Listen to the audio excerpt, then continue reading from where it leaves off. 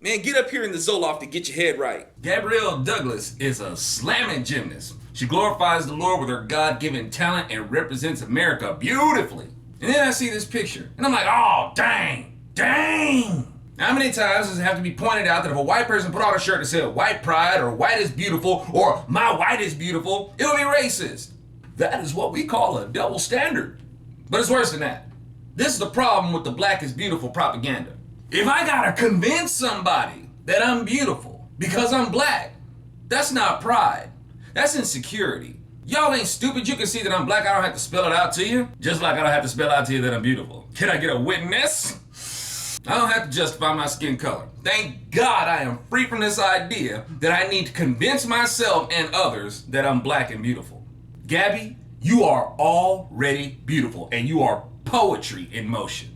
The sky is the limit for you as a human being. But it's like you're being led to believe something that makes you think that's not good enough for you.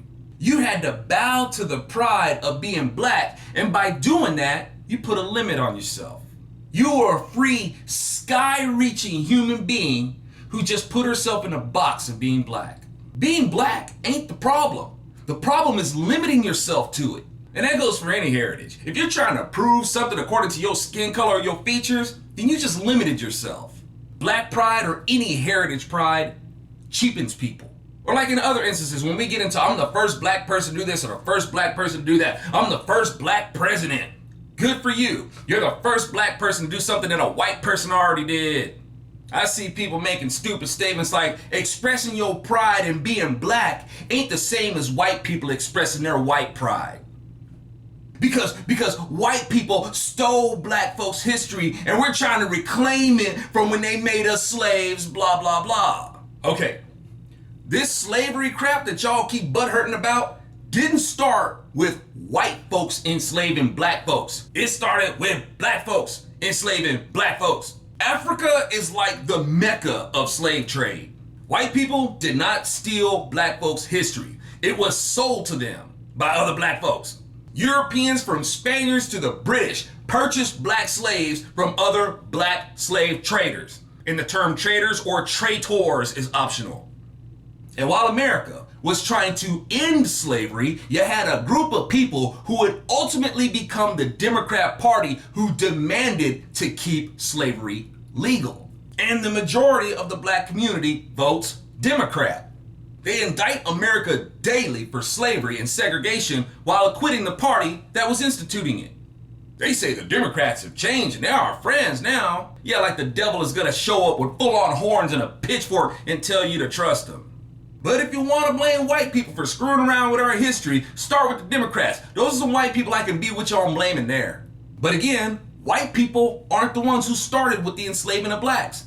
It was other blacks. So this nonsense about black pride and white pride not being the same ain't gonna cut it.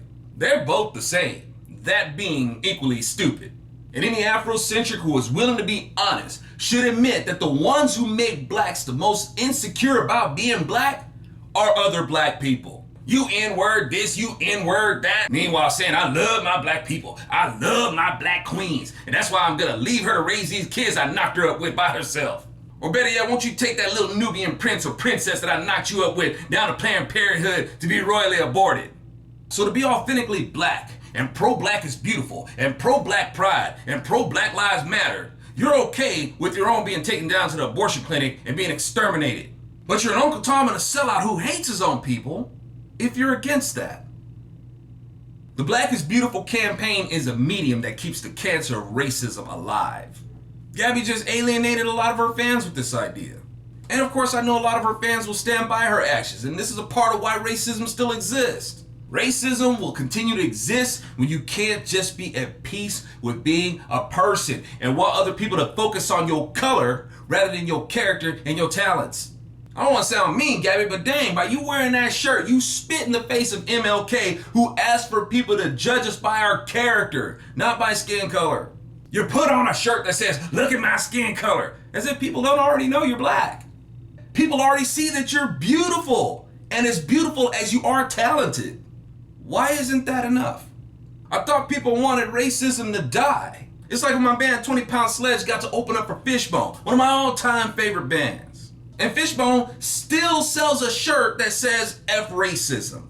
Y'all, we don't screw racism. Racism screws us. And even though Fishbone believes they're raising awareness against racism, they don't understand that they're keeping it alive by keeping people hyper aware and hypersensitive of it. But also because they're doing something worse to keep racism alive. They're profiting off of racism. They're profiting from the problem. They're not profiting from a solution.